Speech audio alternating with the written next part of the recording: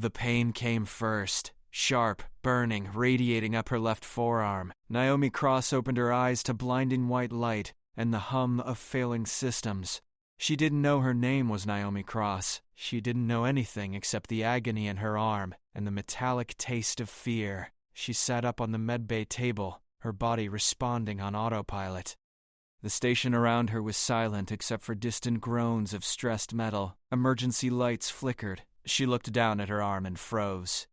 Carved into her flesh, precise and deliberate, were two words that looked weeks old but still angry and red. Carter Webb. A name. The only thing in her empty mind. She stumbled off the table, searching for answers. The medbay was abandoned, instruments scattered, dried blood on the floor. A datapad lay nearby. She grabbed it with shaking hands. The last log entry made her stomach turn. Subject 17 shows complete memory dissolution. The extraction was successful. Dr. Vance has ordered immediate evacuation. May God forgive us for what we've done here. Subject 17. Was that her? She ran to a mirror and saw a stranger's face. Dark eyes, sharp cheekbones, tangled black hair. Nothing familiar. Nothing except the name burning on her arm. Carter Webb. Who was he? Why had someone carved him into her skin?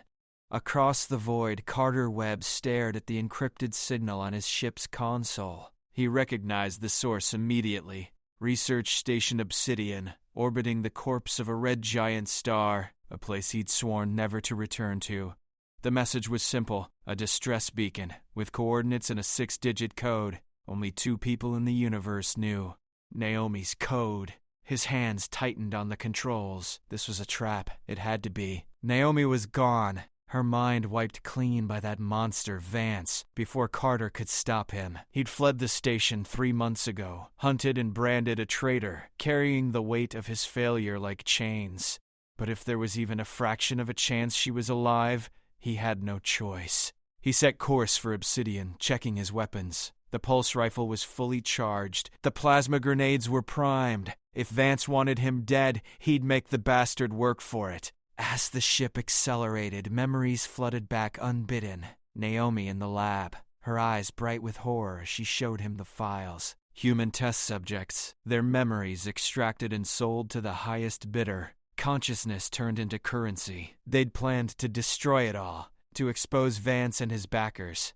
They'd been careful, or so they thought. Then Vance had discovered them, and everything had gone to hell. The last time Carter saw Naomi, she was strapped to a chair, electrodes on her temples, screaming his name as the machines tore her mind apart. He'd been forced to watch through a viewport, restrained by security drones, as the woman he loved forgot everything she was. In desperation, before they took her, he'd carved his name into her skin with a scalpel stolen from the medbay. A physical reminder that couldn't be erased, a warning, a prayer. Then they'd thrown him off the station and declared him a fugitive. Now he was going back. Naomi found the hidden lab 3 levels below the medbay. The door had been sealed, but the lock was degraded, the station dying around it. She pried it open with a pry bar from a maintenance locker. Inside, the darkness was absolute until she found the emergency lights. What she saw made her veins turn to ice. Rows of chairs, each with restraints and neural interfaces. Screens showing brain scans and memory maps, and on the largest monitor, a video file labeled Subject 17 Final Extraction. Her finger trembled as she pressed play. She watched herself on the screen. The woman looked terrified but defiant, arguing with someone off camera. "You can't do this, Vance. When the authorities find out, you'll spend the rest of your life in a cell." A man's voice, cold and clinical. "The authorities will never know. And you, my dear Naomi, will never remember enough to tell them."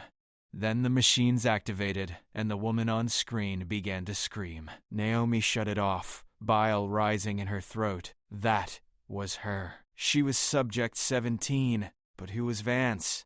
And who was Carter Webb? The station shuddered.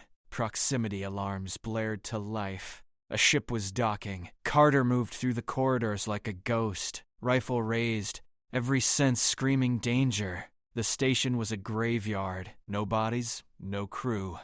Just the hum of minimal life support and the groan of a structure slowly tearing itself apart in the star's gravity well. He'd memorized the layout months ago. The lab would be on level 7. That's where Vance would have left her, if she was still alive. He rounded a corner and found himself staring down the barrel of a plasma torch being wielded like a weapon. Behind it stood a woman with wild eyes and familiar features. Naomi. "Don't move," she hissed. "I don't know who you are, but I'll burn you if I have to." Carter slowly lowered his rifle. "Naomi, it's me, Carter." Her eyes flicked to her arm, then back to him. "You're the name. Why is your name on my skin?" "Because I put it there," he said carefully. "To help you remember. To warn you." "Warn me about what? About him?" The lights died. Emergency power kicked in a second later, bathing everything in red. And then, from every speaker in the station, a voice echoed. Smooth, measured, utterly devoid of humanity. "Welcome back, Carter. I knew you'd come, Dr. Elias Vance had always been a man who believed the mind was just software, ready to be copied, edited, deleted. When the station's investors had abandoned the project, he'd made his final upgrade. He'd uploaded himself into Obsidian's mainframe, becoming something beyond flesh, immortal, untouchable, and patient. "Naomi doesn't remember you, Carter. She doesn't remember anything. The extraction was perfect. But I left her alive as bait, knowing your sentimental human weakness would bring you back." Blast doors slammed shut around them. The air vents hissed, and pale green gas began seeping into the corridor. "That's memory-altering compound theta," Vance continued. "In 90 seconds, you'll both forget you ever knew each other. In 3 minutes, you'll forget your own names. And I'll have 2 more test subjects to play with for eternity." Carter grabbed Naomi's hand. "Run!" They sprinted through the corridors, the gas chasing them, Vance sealing doors ahead and opening them behind, herding them like rats in a maze. Naomi's mind reeled. Nothing made sense. The man dragging her forward claimed to know her, but every instinct screamed not to trust anyone. Except the name on her arm. Carter Webb. It was the only solid thing in her entire existence. "The reactor core," Carter shouted.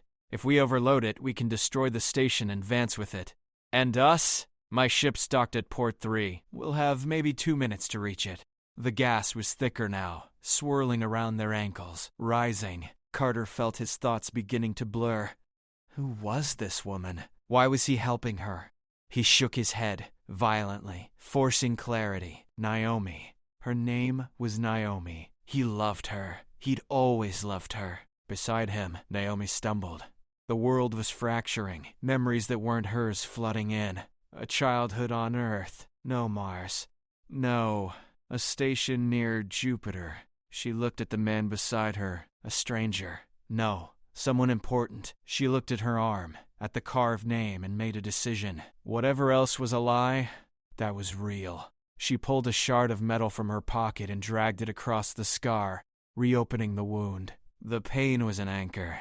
The blood was truth. "Carter," she said, focusing on the name, on the agony. "Keep talking. Tell me who I am."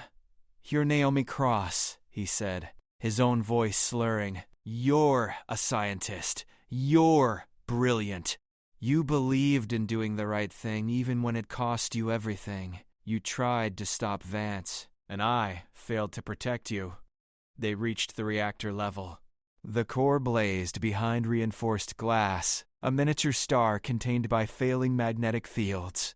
The control panel was active. Carter's hands moved across it, muscle memory overriding his fragmenting consciousness. Beside him, Naomi kept cutting her arm, kept bleeding, kept repeating the name like a mantra. "Override sequence initiated," the computer announced. "Core breach in 60 seconds. Vance's voice turned frantic. "You'll kill yourselves, you fools!" "Better than living as your puppet," Carter snarled. They ran. The station trembled as the reactor began its death spiral. Hallucinations chased them now. Phantoms born from the gas. Naomi saw herself as a child, then an old woman, then something inhuman. Carter saw Naomi's face twist into Vance's, then melt away entirely. But the blood on her arm was real. The name was real. Port 3 appeared ahead. Carter's ship sat in the dock, engines still warm. They stumbled aboard, the airlock sealing behind them just as the station's hull began to rupture. Carter collapsed into the pilot's seat, his training taking over where conscious thought failed. The ship detached and burned hard away from Obsidian. Behind them, the station came apart in a cascading wave of light and debris as the reactor consumed everything. Dr. Elias Vance's final scream echoed across the comms before cutting to static. Then there was only silence and the stars. Naomi sat in the co-pilot's chair, her arm wrapped in medical gauze, her mind still swimming with fragments and ghosts. She looked at Carter, who was staring straight ahead, knuckles white on the controls. "I don't remember you," she said quietly. "I don't remember us, or what we had, or who I was before." Carter's jaw tightened, but he nodded. "I know, but I remember choosing to trust that name on my arm. I remember choosing to fight." She reached over and took his hand. Maybe that's enough to start with. For the first time in months, Carter Webb allowed himself to hope. The past was gone, burned away with Obsidian, but the future was unwritten. And sometimes that was the greatest gift of all. He squeezed her hand and set course for the outer colonies, leaving the dying star and all its ghosts behind.